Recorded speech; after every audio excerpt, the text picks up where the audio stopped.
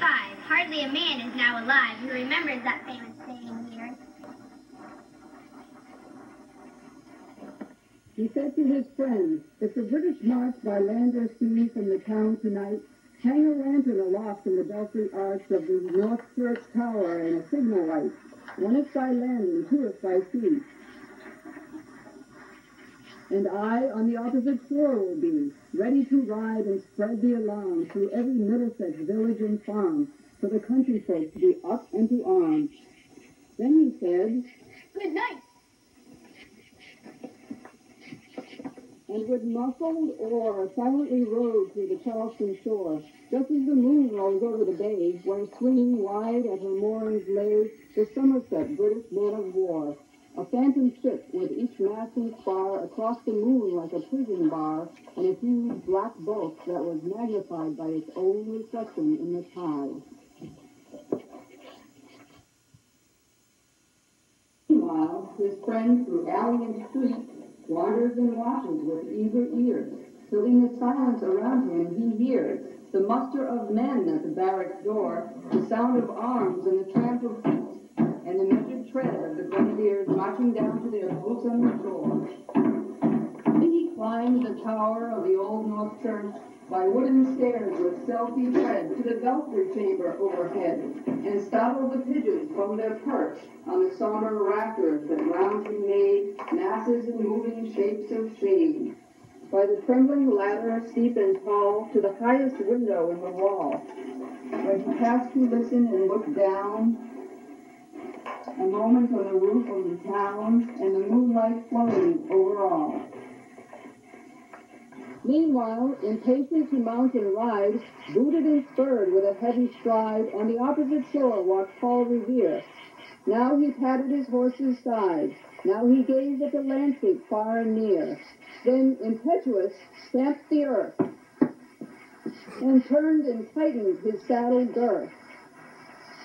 But mostly, he watched with eager search the belfry tower of the Old North Church, as it rose above the graves on the hill, lonely and spectral and somber and still. And lo, as he looks on the belfry height, a glimmer, and then a gleam of light. He springs to the saddle, the bridle he turns, but lingers and gazes till full on his sight a second lamp in the belfry burns.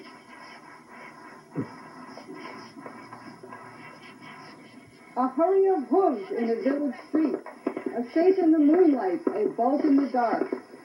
And beneath, in the pebbles, fearless and fleet, that was all. And yet, through the gloom and the light, the fate of a nation was riding that night. The British are coming! The British are coming! And the spark struck out by that steed in his flight kindled the land into flame with its heat. He has left the village and mounted the steep, and beneath him, tranquil and broad and deep, is the mystic, meeting the ocean tide. And under the alders that shouldered edge, how soft in the sand, how loud in the ledge, is heard the sound of his steed as he rides.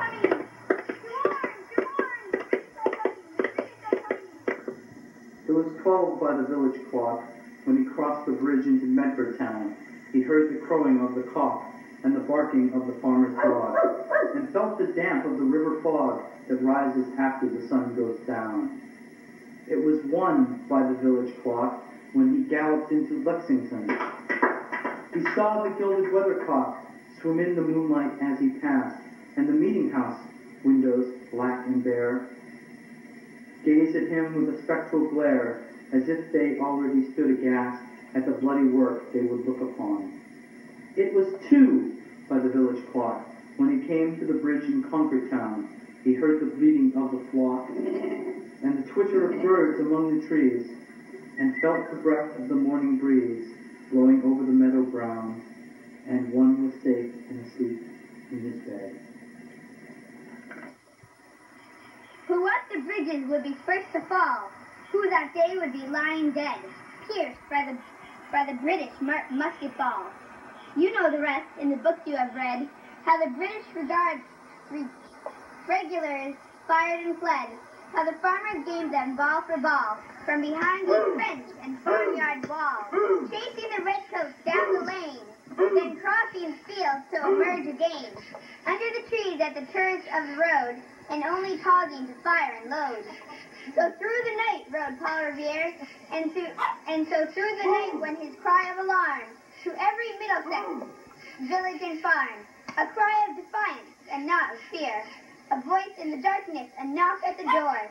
For born on that night, wind of the past, through all our history to the last, in the hour of darkness and peril and need, the people will waken and listen and hear the hurrying hoofbeats of that steed and the midnight message of Paul Revere.